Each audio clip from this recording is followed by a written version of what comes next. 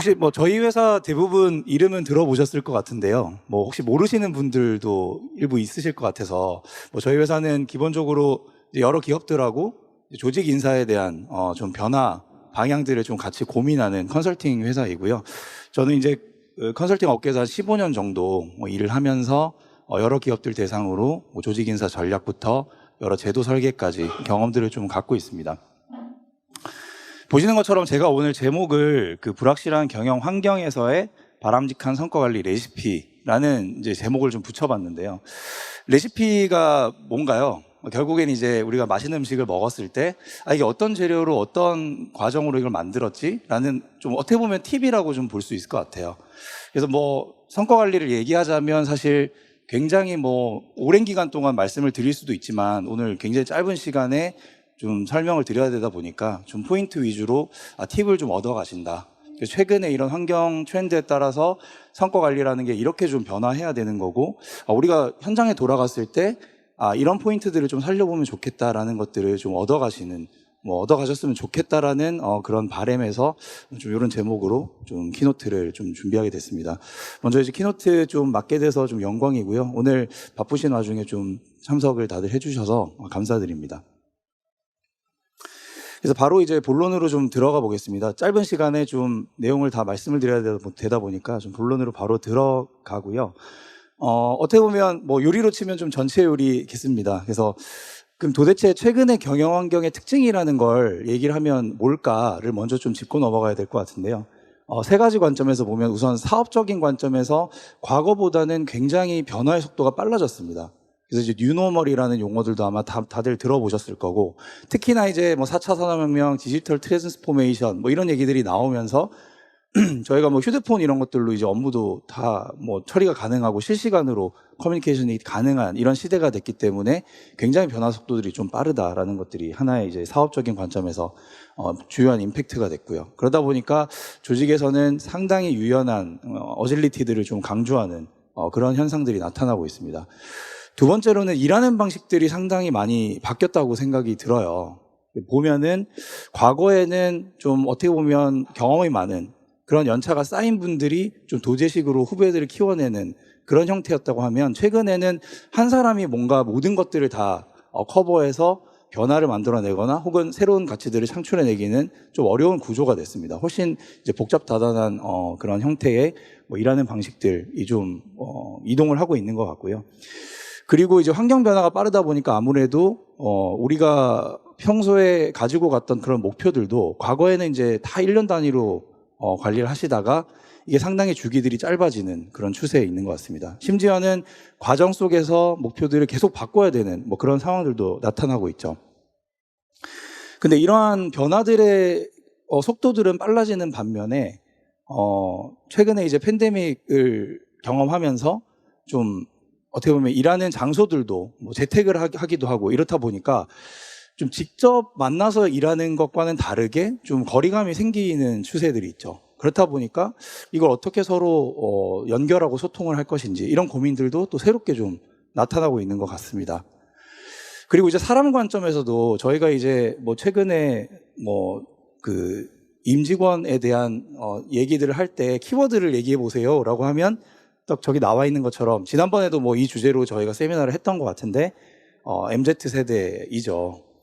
그래서 MZ세대가 정말 다르냐라는 거에 대해서는 뭐 갑론을박이 있을 수 있겠습니다만 분명한 건 이들은 이제 어떻게 보면 태어나는 순간부터 뭔가 좀 디지털 기기에 상당히 친숙하고 그다음에 이제 부모님들이 다들 좀 여유가 있으시다 보니까 뭐 공부만 잘하면 돼 뭐 이런 것들 얘기하기보다는 정말 하고 싶은 게 뭐니? 라는 질문을 받고 이제 굉장한 큰 관심을 받고 지원을 받던 그런 세대거든요. 그러니까 조금은 이제 나를 중심으로 생각을 하는 뭐 그런 형태의 좀 사고들이 좀 변화가 있었다라고 좀 어느 정도는 생각이 들고요. 그리고 최근에 우리나라뿐만이 아니라 전 세계적으로 보면 출산율이 굉장히 좀 낮아지고 있잖아요.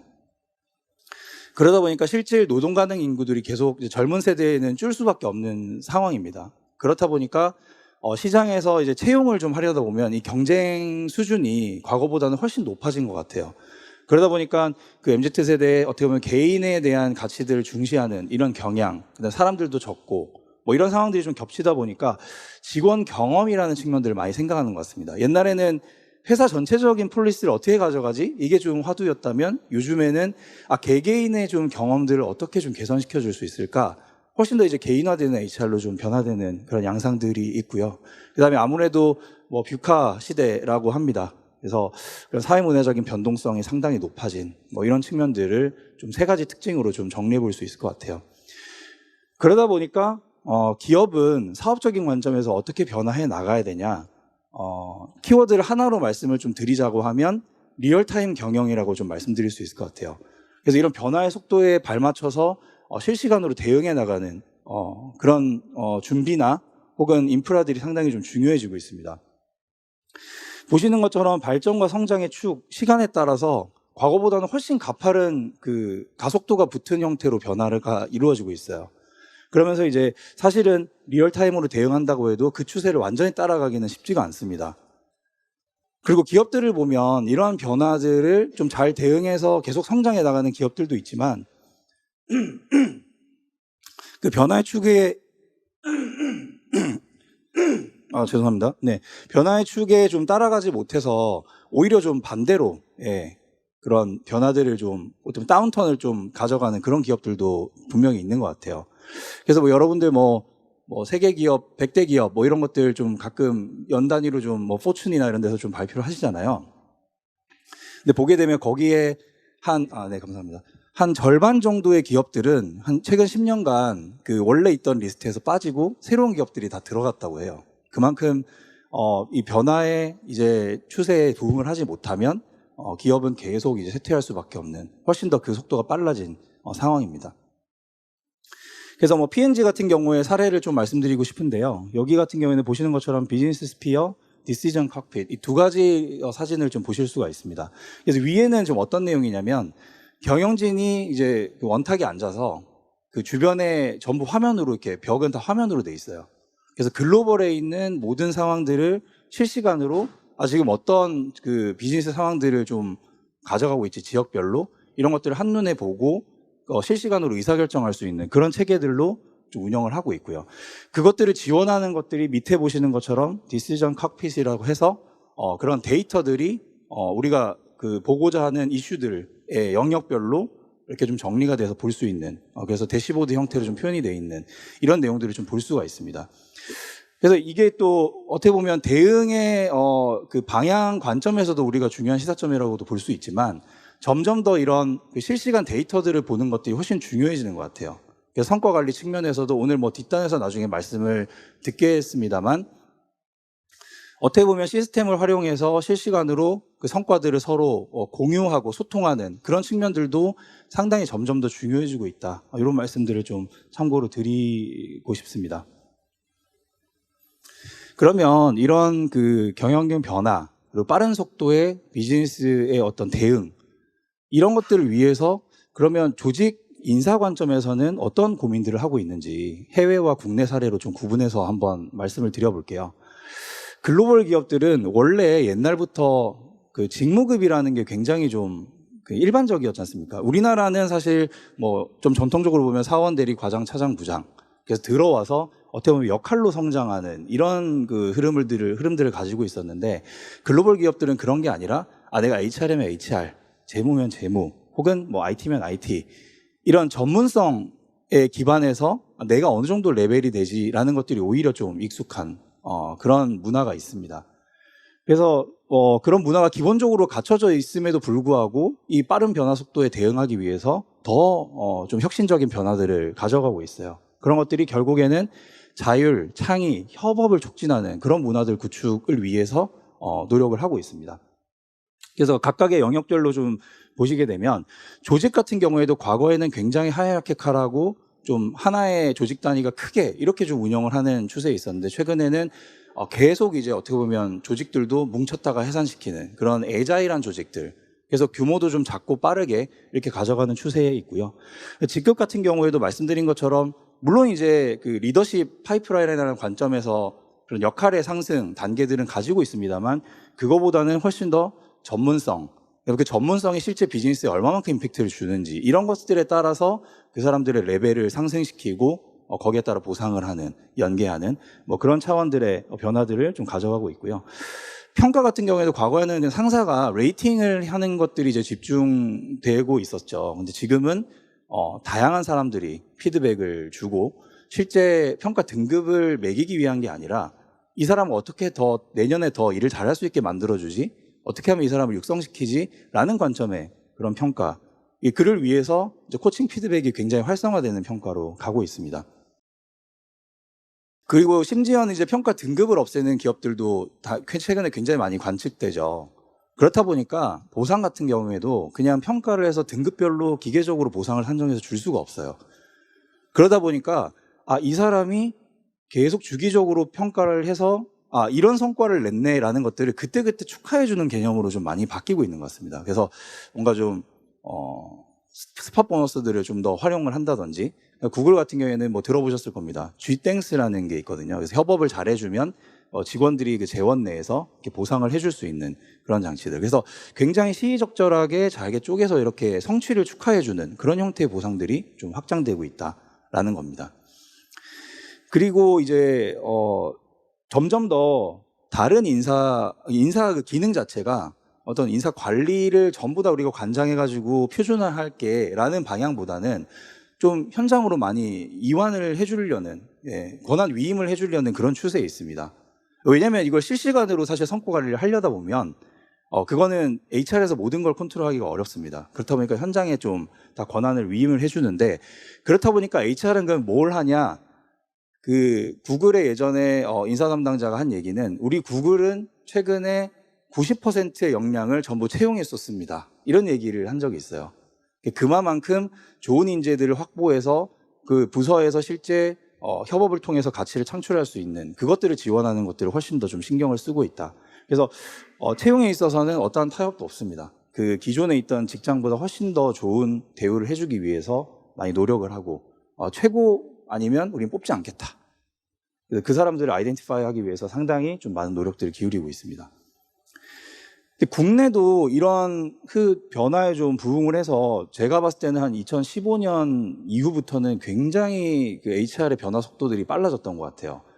사실 제가 처음에 컨설팅 시작해서 한 5년, 6년간은 뭔가 좀 그 성과 관리라는 제도들을 설계를 해드리면, 물론 다양한 아이디어를 통해 가지고 새로운 컨셉들을 제시를 해드리지만 변화가 굉장히 안 됐던 것 같아요. 그래서 소위 얘기해서 보고서가 뭐 서랍 속에 들어간다, 뭐 이런 얘기들을 상당히 좀 많이 들었던 것 같은데, 2015년 이후부터는 사례들이 굉장히 해외 사례부터 급증을 하기 시작합니다. 그렇다 보니까 상당히 평가 등급이라는 게 정말 있어야 될까? 뭐 이런 것들을 실질적으로 고민하시게 되고 많은 변화들이 있었던 것 같아요. 그리고 이제 계속 대기업들이 이제 경쟁력도 떨어지고, 특히나 이제 그 뭐 카카오, 네이버, 네카라쿠베 뭐 이렇게 얘기를 많이 하잖아요. 그런 경쟁자들이 막 이제 들어오면서 이제도 자꾸 이제 이탈을 하기 시작하는 거죠. 옛날에는 이제 회사에 들어오면 평생 직장 개념으로 가져갔지만 이제 뭐 젊은 친구들은 그런 개념도 없지 않습니까? 그러다 보니까 우리도 그러면 굉장히 혁신적인 방향으로 좀 가야겠다.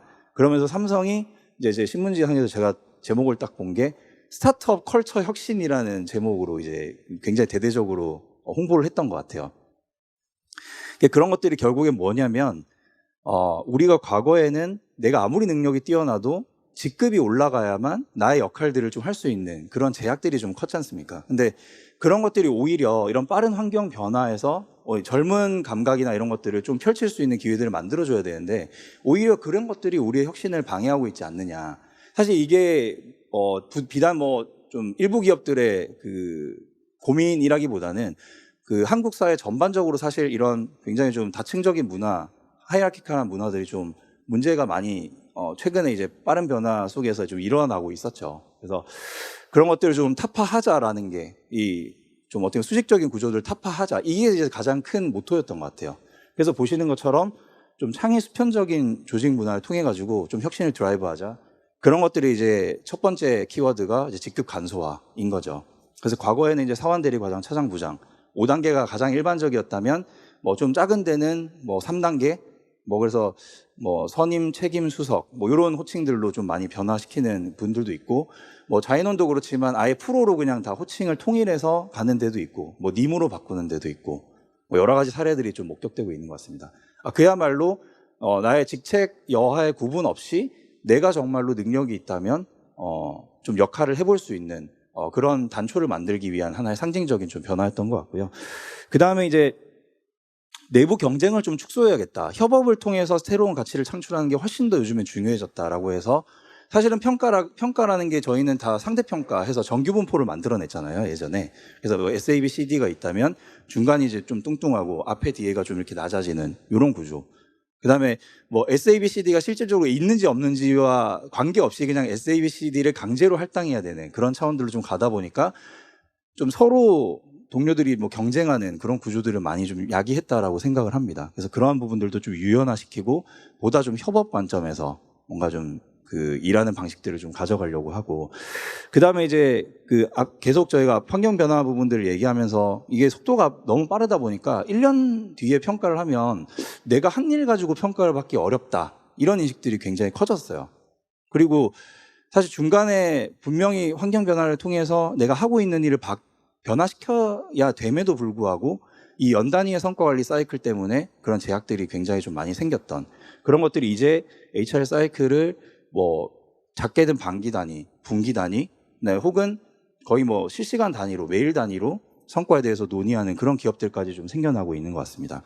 그리고 한국도 마찬가지 좀 보상의 그 형태들을 좀 다변화시키려는 노력들을 많이 하는 것 같아요. 그래서 평가에는 반영 안 되지만 굉장히 혁신 성과에 대해서 파격적인 보상을 한다든지 혹은 그냥 연말에 가서 성과급 죽게 하니까 이제 다 도망가는 그런 경우들도 있으니까 뭔가 좀 그때그때 필요할 때 리텐션 보너스를 준다든지 혹은 정말로 성과를 창출한 그 시점에 바로 스팟 보너스를 준다든지 이런 고민들을 굉장히 좀 많이 하고 있고요. 특히나 이런 것들은 평가 등급이라는 게 되게 유연화되고 혹은 폐지되다 보니까 뭔가 보상을 줄 수 있는 기준이 없어져요. 그러면 그 성과를 어떻게 아이덴티파이를 해서 보상을 해줄 것이냐. 그래서 조직장에 대한 권한들도 상당히 좀 커지는 그런 추세. 그래서 그 성과들에 대해서 좀 더 근거를 잘 기록을 해서 이런 성과에 대해서 이런 보상을 즉시 줄게 라는 것들이 좀 가능해져야 되는 뭐 그런 형태. 그래서 이제 점점 더 좀 조직장에게 좀 신뢰 기반으로 해서 좀 인사들을 좀 자율적으로 운영할 수 있게 혹은 각 조직에 맞게 커스터마이징해서 운영할 수 있게끔 유연성을 좀 강화하는 추세로 좀 넘어가고 있다라고 보여집니다. 그 다음에 이제 좀 전체 요리를 지금까지 좀 맛을 봤다면 좀 본론으로 들어가서 진짜 그 성과 관리 변화 방향과 그 방향에 따른 사례들이 뭔지를 지금부터 좀 살펴보겠습니다. 그러면 그 성과 관리에 영향을 주는 좀 경영 환경 변화는 어떤 것들이 있을까? 총 3가지가 있는 것 같아요. 먼저 그 MZ세대에 대한 특징. 이들은 어떤 근거가 명확하지 않고 예전에는 뭐 조직장이 SABCD면 뭐 이렇게 주는 거 받아들여 해서 그게 수용이 됐다면 요즘 세대들은 왜 이게 S인가요? A인가요? 저 친구와 제가 뭐가 다르길래 평가 등급이 다른가요? 이런 것들을 굉장히 어떻게 보면 서스럼 없이 좀 챌린지하는 그런 친구들인 것 같아요. 그래서 좀 근거를 기반으로 해서 좀 평가를 하고 그 근거를 기반해서 평가한다는 게 단순히 거기서 끝나는 게 아니라 왜 그 SABCD를 강제 배분하다 보니까 사실 모두가 S일 수도 있고 모두가 뭐 중간 등급일 수도 있는데 그런 좀 어떻게 보면 원래 나의 위치와는 다른 평가를 받게 될 수 있는 그런 틀들이 많이 좀 바뀌는 것 같아요. 그래서 그 사람 자체에 좀 포커싱을 해서 절대 평가하고 그 평가에 대한 근거를 전달하면서 내년에는 이런 식으로 좀 더 성장해 보자라는 것들을 건전하게 논의하는 방향으로 많이 좀 변화하는 임팩트가 됐다고 생각을 합니다. 두 번째는 계속 강조드리고 있는 것처럼 혼자서 무언가 이제 변화를 시켜내기에는 그 환경 변화의 폭과 속도가 상당히 좀 큽니다. 그래서 어떻게 하면 협력과 융합을 촉진할 수 있을까라는 것들이 그 성과 관리 차원에서 좀 고민이 되고 있고요. 그런 부분들은 그 동료의 실패가 나의 보상이 되는 그런 내부 경쟁이 아니라 그 협력들을 어떻게 좀 평가에 반영할까? 협력 잘하는 사람들이 어떻게 좀 잘 평가받을 수 있게 할까?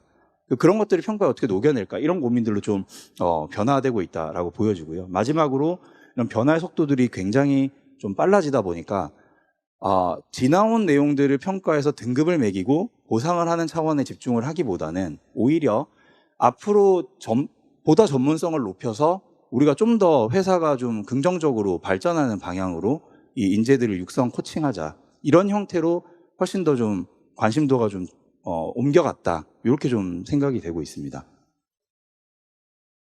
그래서 그 앞에서 이제 그 변화의 방향성에 대해서 좀 말씀을 드렸는데, 저한테 최근의 성과 관리의 변화의 세 가지 테마가 뭡니까? 이런 질문을 던진다면 저는 ongoing, crowdsourced, ratingless 이 세 가지를 좀 강조드리고 싶어요. ongoing은 뭐냐? 아까 앞서 좀 계속 반복적으로 말씀드리는 것 같은데, 환경 변화에 대응할 수 있는 평가의 상시화입니다. 그래서 연말 다 지나고 근거도 없이 그냥 좀 연말에 잘했으니까 뭐 S 줄까? 이런 게 아니라 상시적으로 그때그때 업무가 끝날 때마다 논의하고, 혹은 업무 중간에 내가 좀 지원받을 수 있는 게 뭔지 이런 것들을 좀 실시간으로 논의하고, 그런 것들이 실제 근거로 쌓여서 당신이 이런 평가 등급을 이래서 받았습니다 라는 것들을 좀 제시할 수 있는 방향들, 이런 이제 고민들이 되게 좀 많이 확산이 되고 있고요. 두 번째는 그렇게 실시간으로 좀 관리를 하려다 보니까 사실 팀장님 혼자 이것들 다 감내하기엔 좀 어려운 상황입니다.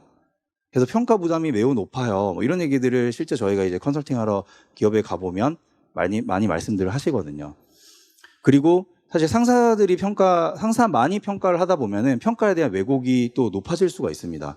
뭐 이 사람이 보는 시각과 저 사람이 보는 시각은 또 다를 수 있고, 사실상 일이라는 거는 팀장님과 직접적으로 일하기보다는 동료들끼리 일하는 케이스가 훨씬 많죠.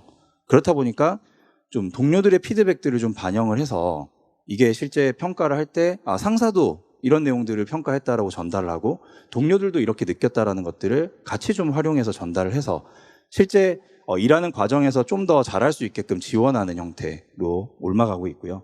마지막으로 앞서 말씀드린 것처럼 상대평가를 완화하고, 그래서 등급 자체의 비율을 굉장히 좀 유연화하거나 평가 등급을 좀 줄이거나 혹은 아예 없애는 그런 기업들의 사례가 나오고 있습니다.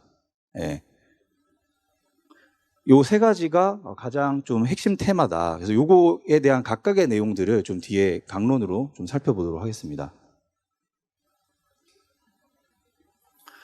그래서 먼저 평가 상시효 관점에서 보면 어도비와 마이크로소프트 두 가지 회사의 사례들을 좀 말씀드리고 싶은데요. 다들 좀 내용들은 잘 아시리라고 생각이 됩니다. 근데 제가 좀 강조드리고 싶은 건 어도비의 명칭이 이 중간에 점검하는 게 체크인입니다. 체크인 어디서 하죠? 예, 나중에 뭐 워커힐 받으시면 체크인을 하러 가실 텐데, 체크인이라는 게 사실 이제 소비자 입장에서 자기가 하는 거잖아요. 그쪽에 뭐 누가 시켜가지고 이제 하는 게 아니라 내가 스스로 가서 체크인을 하는 겁니다. 이 컨셉도 마찬가지 똑같아요. 그러니까 회사에서 강요해서 당신이 분기가 끝나면 뭐 그 상사와 내가 어떻게 좀 성과를 이루어 나가고 있는지 얘기하세요가 아니라 내가 가서 제가 잘하고 있나요? 근데 이런 걸 하기 위해서는 이런 보완들이 좀 더 필요할 것 같은데 어떻게 생각하세요? 이런 것들을 자기가 스스로 찾아가고, 그 다음에 저희가 이제 세대적인 부분들 계속 말씀드리는데 MZ세대들은 내가 좀 주축이 돼서 일하기를 좋아합니다. 그렇기 때문에 내가 주도적으로 일을 하고 그거에 대해서 피드백을 구하고 이런 차원의 장치들로 많이 좀 이동을 하고 있는 것 같고요. 그러니까 마이크로소프트 같은 경우는 커넥팅 미팅이라고 해서 실제 이제 서로 상사와 동료와 내가 서로 연결될 수 있는 포인트들을 계속 가져가기 위해서 주기적으로 미팅을 합니다. 그리고 상시적으로도 얘기를 하지만 연 최소 2번 이상은 수행을 하게끔 해서 그 연 단위의 좀 장기로 인해서 뭔가 좀 중간에 변화가 어려운 부분들을 좀 메이크업하고자 많은 노력을 하고요. 이런 사례들이 실제 이제 국내에서도 많은 도입의 시도, 그다음에 사례들이 좀 나타나고 있습니다. 그리고 참고로 보면 이제 이런 실시간 피드백과 소통을 하려다 보니까 이게 직접 만나서 미팅을 어레인지하고 만나서 논의하기가 상당히 어려워져요. 그래서 뭐 요 내용들은 아마 뭐 찾아서 보신 분들도 있을 텐데, 그 PD@GE라고 해서 이제 이런 그 피드백을 위한 어플리케이션이 있습니다. 그래서 목표를 설정할 때도 앱 내에서 자율적으로 그 실시간 목표를 설정하고 변경시키고, 그런 것들이 이제 터치 포인트라는 기능이 있어서 서로 동료들이 피드백을 할 수 있고 상사가 피드백을 지원할 수 있는 이런 형태.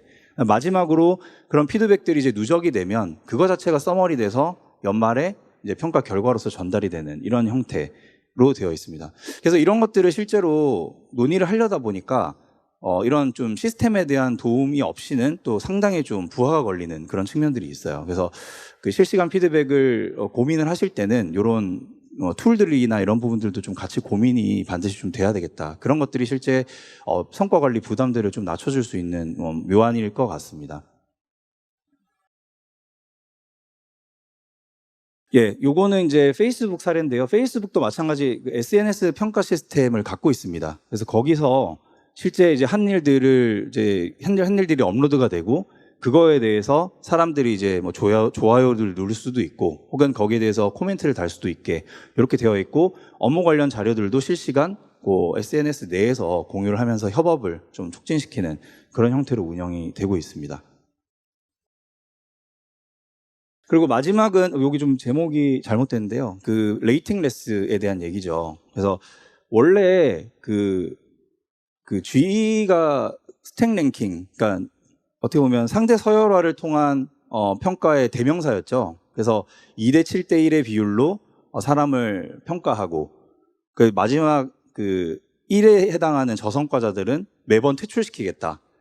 그러면 우리가 전반적으로 성과가 이렇게 좀 우상향 더 이제 좀 들어 올려질 수 있지 않을까라는 컨셉이 이게 재결치부터 시작이 됐었어요.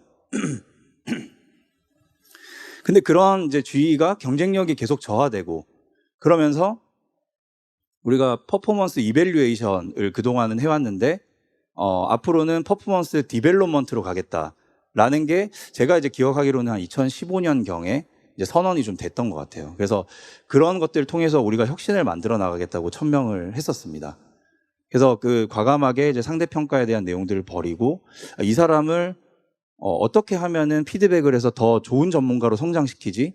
그리고 우리의 가치에 맞는 사람들을 어떻게 발굴하고 실제 그 사람들이 그냥 조직에 들어와서 우리 회사에 핏한 사람이라면 그냥 놀기만 해도 성과가 창출될 거야. 이런 이제 그 철학들로 굉장히 많이 옮아갔습니다. 이제 그러다 보니까 마이크로소프트도 그런 스택 랭킹 제도를 폐지하고 실제 이런 그 성장에 대한 내용들을 좀 더 디스커션하고 동료와 완전 이제 경쟁 구도였던 그런 부분들을 좀 탈피해서 성장 중심으로 좀 평가를 해 나가는 그런 모습들로 변화가 있었습니다. 근데 재결치는 뭐 여전히 그런 그 순위로 해고하기, 서열 매기기 이런 게 여전히 조직 내에서 필요하다. 팀워크를 저해한다라는 거는 어떻게 보면 그걸 평가에 녹이면 된다. 뭐 이렇게 또 여전히 생각을 하고 있는데 근데 어쨌거나 개인에 좀 포커싱을 해서 그 사람 자체에 대한 성과를 논의하기에는 아무래도 상대평가는 좀 왜곡을 줄 수밖에 없지 않느냐는 생각은 좀 개인적으로는 하고 있습니다. 비율에 따라서 A가 될 수도 있고 S가 될 수 있는 거는 사실 그 사람 자체의 성과와는 사실 관련이 없는 경우가 있을 수 있잖아요. 그래서 저는 어떻게 보면 조금 더 최근에는 절대평가 모델이 좀 조직에 좀 부합하지 않겠느냐는 생각은 개인적으로 하고 있습니다. 그런데 그 절대평가를 하면 그 사람들이 이제 걱정하는 게 그런 거죠. 이 너무 다 상향 평준화 되는 거 아니야? 평가가 그럼 무슨 의미가 있지? 라는 것들을 좀 고민을 하시는 것 같아요. 그런 그 절대평가로 인한 리스크들을 좀 해칭할 수 있는 처방전으로 저는 좀 이 그룹 토의 평가라는 것들을 꼭 제안을 드립니다. 그 칼리브레이션 세션이라고 하는데요. IBM 같은 경우에는 팀 베이스드 디시전 메이킹, TBDM이라고 해서 그 협의체들을 갖고 있습니다. 그래서 협의체에서 정확하게 평가가 SABCD 잘 매겨졌는지 이런 걸 서로 팀장 혼자서 판단하는 게 아니라 팀장들이 모여가지고 디스커션을 해서 결정을 하는 그런 구조이고요.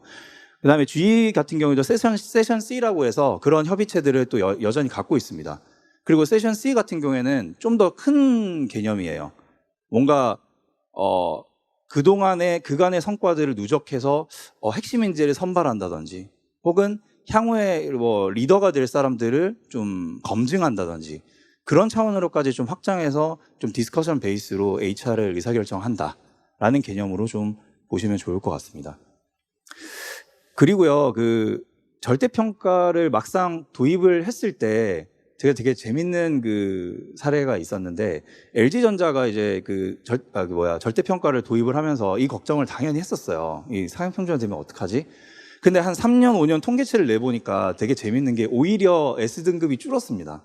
나중에는. 이게 처음에는 평준화가 되다가, 근데 이게 내가 평가 등급이 이제 절대평가다 보니까, 이게 상대 등급 때문에 이렇게 평가가 나왔어라는 얘기를 못 하잖아요. 그렇다 보니까 훨씬 더 그 팀장들이 이제 부담을 느끼고 더 정확하게 평가를 하려는 현상들이 좀 생겼던 것 같아요. 그래서 의외로 막 처음에는 상향 평준화가 되다가 굉장히 보수적으로 좀 바뀌었다가 오히려 이제 좀 평균적으로 내보니까 예전에 상대 배분 비율 했던 거 있죠. 그거랑 거의 비슷하게 이제 흘러가는 거예요. 생각보다 좀 시간이 지나고 났더니 그런 것들이 좀 안착이 돼서 너무 왜곡된 평가들이 일어나지 않는 그런 현상들이 좀 있다. 그래서 예전에 모 회사에 저희가 이제 평가 설계를 하고 나서 좀 피드백을 좀 요청드렸을 때 좀 하신 말씀들이 절대평가를 도입을 할 때 우리가 좀 되게 우려했었는데 그런 현상이 실제로 일어나지 않았고 너무 우리가 직원들을 좀 어린애 취급하지 않았나 뭐 그런 얘기를 하신 분도 계셨어요.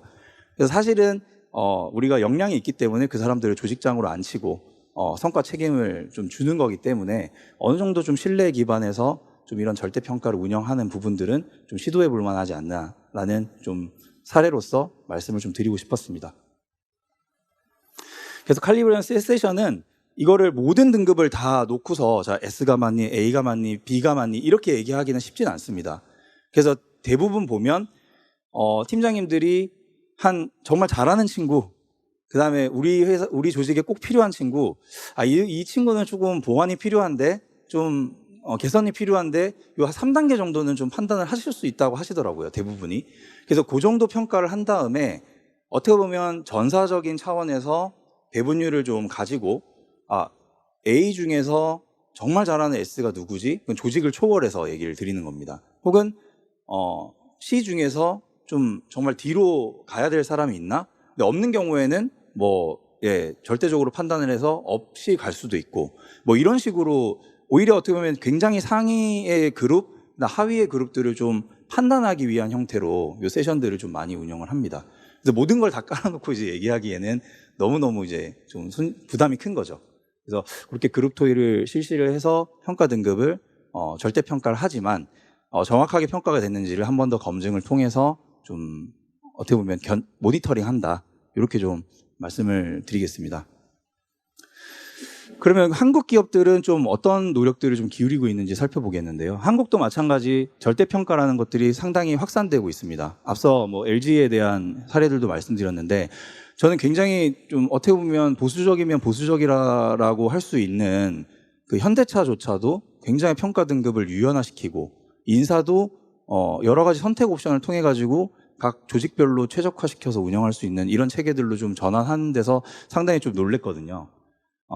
그리고 절대평가라는 게 이제 등급의 유연화의 경향성을 가져갈 수도 있지만 그게 아니라 완전히 폐지하는 그런 형태의 회사들도 있습니다. 그래서 SK 같은 경우에는 사실 평가 등급이 없다라는 게 공식적으로 그 제도적으로는 설명이 되고 있죠. 그다음에 이제 상시 점검들이 절대 평가를 해야 되다 보니까 상시 점검들이 굉장히 강조가 됩니다. 예전에는 저희가 평가 프로세스 설계하면서 이 과정 관리가 상당히 중요해라고 아무리 말씀을 드려도 사실 워킹을 안 했거든요. 근데 이제 절대 평가를 해야 되고 그 사람에게 피드백을 줘야 되다 보니까 이런 부분들이 중간중간에 이제 업무 신고를 하고 논의를 하는 이런 체계들이 상당히 좀 필수적이고 많은 고민들을 좀 해주시는 것 같습니다. 그래서 현대 같은 경우에도 자체적인 시스템을 좀 갖고 있어서 그 시스템 속에서 업무에 대한 내용들을 간단하게 기록하면 거기에 팀장이 코멘트를 달 수 있는 이런 형태로 좀 어떻게 보면 대화형 피드백을 줄 수 있게 좀 운영을 하고 있고요. 그 다음에 그 앞서 말씀드린 것처럼 한국 기업들 같은 경우에도 이 사람이 실제 어떻게 일하고 있는지를 다층적으로 좀 다각적으로 바라보고 좀 피드백을 해주는 게 훨씬 더 공정성 있고 수용성 있다 보니까 다면평가들을 많이 활용을 합니다. 그리고 다면평가를 하는데 요 맨 왼쪽에 있는 일하는 방식이라는 걸 말씀을 드리고 싶은데 다면평가를 하다 보니까 저희가 예전에 흔히 역량이라고 많이 했던 그 항목들 있잖아요. 근데 그게 평가가 상당히 어려운 거죠. 전략적 사고라고 하면 도대체 무엇이 전략적 사고일까요? 그거를 평가하라고 하니 사실 팀장도 평가하기가 어려운데 다면평가를 하려다 보니까 사실 맞지도 않는 거죠. 그렇다 보니까 상당히 그냥 인기투표화되고 평가가 유명무실화되고 그 다음에 역량 같은 경우에는 성과를 좀 보전하는 이 사람은 성과 잘 줬으니까 이 사람은 역량 잘 줘서 좀 중심화 경향으로 좀 가는 그런 도구로 많이 전락을 했던 것 같아요. 근데 그런 게 아니라 이제는 실질적으로 동료나 그런 상사들이 일을 어떻게 하고 있어야라는 과정 차원에서 굉장히 직관적인 피드백을 줄 수 있는 항목으로 많이 좀 옮겨가고 있는 것 같아요. 그게 이제 일하는 방식 진단이라는 겁니다. 그래서 뒤쪽에서 좀 사례를 보여드릴 텐데 뭐 그런 거예요. 뭐 단적인 예로 이 사람이랑 앞으로도 계속 일하고 싶습니까? 이런 직관적인 질문을 던져서 yes or no 형태로 해서 no라고 하면 어떤 이유에서 그런지 이런 것들을 좀 피드백할 수 있게 좀 운영하는 회사들 사례들도 좀 발견이 되고 있습니다. 그래서 먼저 이제 그 절대평가 관점에서 보면 이 회사의 경우에는 그 등급이 없습니다. 그래서 뭐 S사인데요. 없는 대신 여기 이제 아웃스탠딩과 unsatisfactory 이 두 개가 등급이 있는 것처럼 보이지만 사실 직원들에게 공개는 안 됩니다. 등급은 아예 없이 다 서술 형태로 내용들이 전달이 되고요. 그 아웃스탠딩과 unsatisfactory를 넣어놓은 이유는 정말 저성과자여서 퇴출이 필요하다든지 혹은 정말 잘하는 사람이어서 좀 차별적인 보상이 반드시 필요하다. 이런 사람들은 선발을 해서 논의 세션에서 논의를 통해 가지고 선발을 해서 대응을 하는. 그래서 무조건 다 뭐 O가 있어야 돼, 무조건 다 U가 있어야 돼 이런 개념은 아닙니다. 그래서 상당히 유연하게 좀 운영을 하고요. 등급이 없다 보니까 당연히 이 회사도 그 앞서 말씀드린 뭐 G나 IBM 사례처럼 탤런트 세션들을 좀 가져가고 있고요. 승진의 경우에도 이제 피플 리뷰를 통해서 승진자들을 결정을 합니다. 그래서 상당히 이제 디스커션 베이스로 해서 이 사람이 정말 승진해야 될 사람이야, 혹은 정말 뭐 보상 같은 경우에도 좀 파격적으로 가야 되는지 이런 것들을 좀 논의를 통해 가지고 유연하게 결정하는 체계이고요. 아울러서 이제 등급이 없다 보니까 회사에서 뭔가 포뮬러를 통해 가지고 보상을 줄 수가 없습니다. 그렇다 보니까 좀 조직장에게 재원을 줘서 좀 판단을 통해 가지고 유연하게 그 사람 상황에 맞게 보상을 하는 형태로 좀 많이 좀 변화가 됐고요. 그러다 보니까 이제 직원들의 반응은 굉장히 시대에 발맞춘 과감한 변화다. 동료를 경쟁자가 아닌 동반자로 만들어줬다. 뭐 이런 피드백들을 좀 들을 수가 있었고요. 그 다음에 이제 비사 사례는 요거는 제가 이제 그 실제로 컨설팅을 수행했던 회사의 사례인데요. 요거를 꼭 말씀을 드리고 싶었어요. 저희가 시중에 사실 굉장히 훌륭한 뭐 나중에 NHR도 뭐 설명을 드리겠지만 굉장히 훌륭한 성과 관리 툴들이 많이 있고 그런 것들을 활용을 해서 얼마든지 이제 우리의 성과 관리를 혁신할 수 있는 기회들이 많이 열림에도 불구하고 그게 실제 워킹이 잘 되지 않는 가장 페인 포인트가 이 그 목표에 대한 얼라인입니다. 이게 정말 잘 안 되더라고요. 그래서 제가 이 회사의 같은 경우에는 이제 KPI를 개인 KPI로 떨어뜨리고 그거에 대한 성과 근거를 잘 관리하고 그다음에 컨센서스 미팅을 통해서 디스커션을 통해서 평가 등급을 결정하는 굉장히 좀 고도화된 성과 관리 체계들을 갖고 있었거든요. 이제 그럼에도 불구하고 굉장히 형식적으로 성과 관리가 이루어지고 있었던 그 이유는 제가 들여다보니 한 7개월 정도는 7주 정도는 저희가 설계를 하고 한 6주 정도를 아예 그냥 그 워크샵을 통해 가지고 각 팀별로 이 실제 KPI를 달성하기 위해서 뭘 해야 되는지를 설정하는 그 워크샵들을 다 진행을 했었어요. 그러다 보니까 팀장님도 그렇고 팀원들도 그렇고 상당히 좀 익숙하지 않으시다 보니까 잘 좀 어려워하시더라고요. 그런 부분들을 좀 타개하고 나니까 비로소 그 일을 통해서 우리가 디스커션을 할 수 있는 단초들이 좀 생겼던 것 같고요. 근데 무엇보다 과거에는 우리가 뭐 이게 나 혼자만 하는 일이 아님에도 불구하고 그런 KPI를 설정을 하고 이걸 달성했는지 안 했는지 그 결과값만 보는 이런 형태의 평가들이 많이 이루어졌다면 이제 그런 것들이 아니라 실제 내가 하는 업무를 통해서 성과를 논의하고 평가를 해줘야만 수용성이 올라갈 것 같습니다. 그렇기 때문에 최근에는 뭐 어떻게 보면 이게 OKR에서 좀 착안한 그런 아이디어이기도 한데요.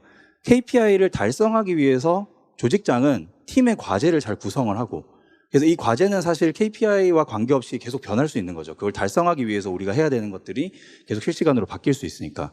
그런 것들을 개인이 수행하는 업무 단위로 이제 쪼개고 그런 것들을 통해서 실제 잘 수행되고 있는지를 평가하는 형태로 많이 좀 전환을 했던 것 같습니다. 그를 통해서 우리가 진짜 하고 있는 일들이 그대로 성과 관리에 좀 반영이 됐구나.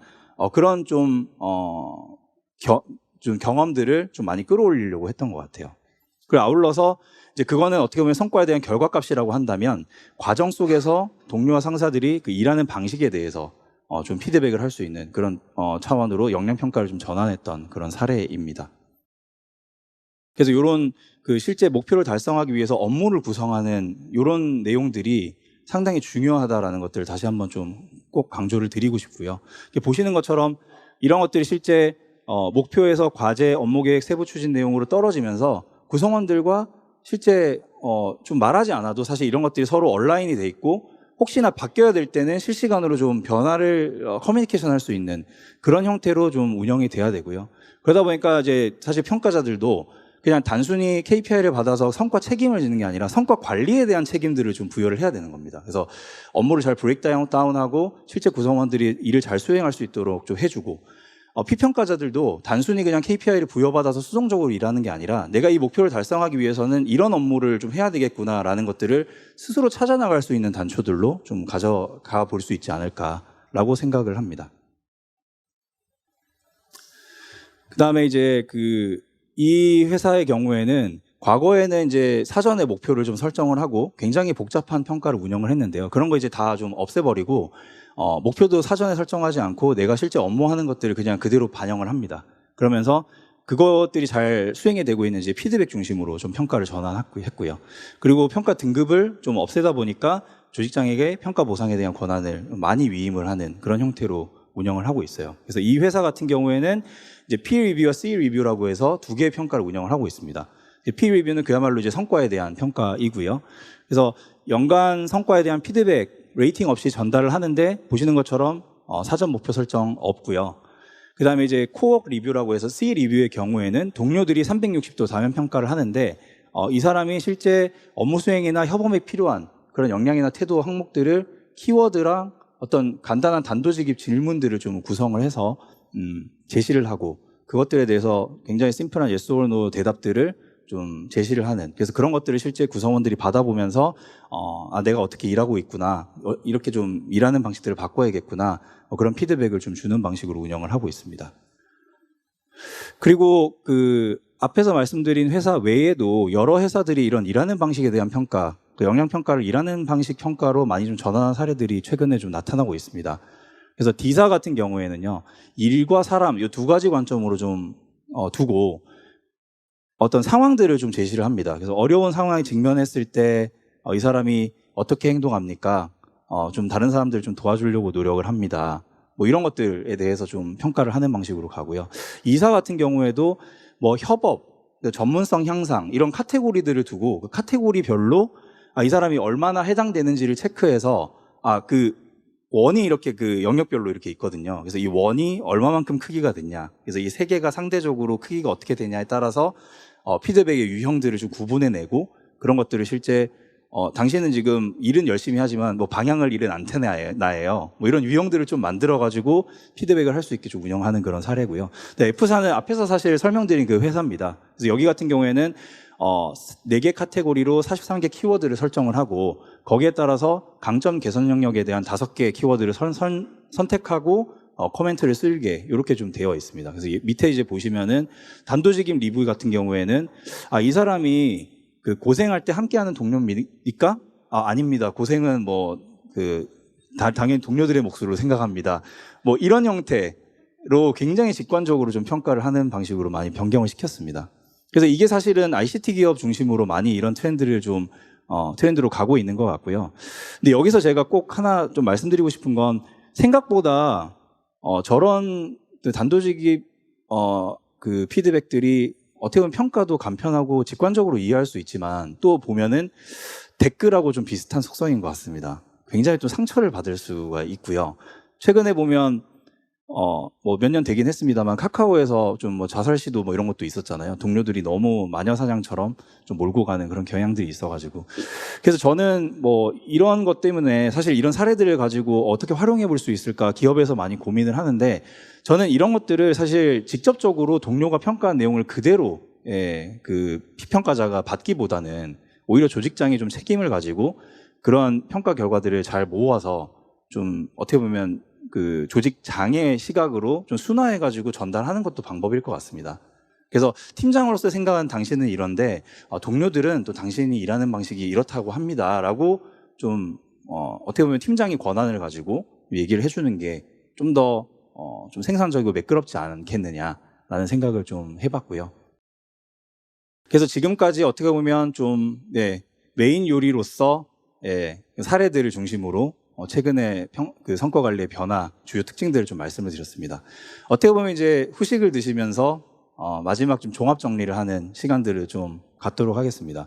그래서 한 4가지의 과거에 우리가 좀 이런 성과 관리 차원에서 문제였던 것들이 어떤 거고, 그런 것들이 어떠한 방향으로 좀 가야 되고, 그다음에 실제 변화 포인트들이 5개, 6개가 있다면 그 6개가 뭔지 그 내용을 좀 보고 그 강연은 좀 마치고요. Q&A에서 저희가 이제 사전 Q&A도 좀 받고 현장 Q&A도 받을 거기 때문에 이제 Q&A를 통해서 실제 좀 궁금했던 부분들을 해소하는 게 좀 더 좋지 않을까 생각을 합니다. 예, 그래서 첫 번째 레시피로서는 이게 다양성과 유연성과 관계없이 그냥 굉장히 틀에 맞춰진 그런 평가를 운영했다면 앞으로는 좀 더 개인의 다양성과 상이한 업무를 좀 수용할 수 있는 그런 자기가 실제 수행하는 업무와 목표를 좀 얼라인시키는 이런 차원들의 노력들이 좀 반드시 필요하다라는 거고요. 이게 이제 가장 첫 번째 출발점이 돼야 된다고 생각을 합니다. 그다음 두 번째로는 이제 평가 등급도 유연화되고 하다 보니까 뭐 그런 승진 보상들이 많이 좀 느슨해지고 있다고 말씀을 드렸죠. 그래서 오히려 등급을 주고 그 사람을 잘했네 못했네 이렇게 가르기보다는 오히려 조직과 개인의 성장 발전을 위해서 어떤 절대 수준들을 좀 보고 그걸 어떻게 좀 디벨롭 시킬 수 있는지를 논의하는 게 훨씬 더 중요하다 이렇게 좀 말씀을 드리고요. 세 번째 레시피는 이제 주관적 평가를 할 가능성이 높은 싱글 뷰 평가.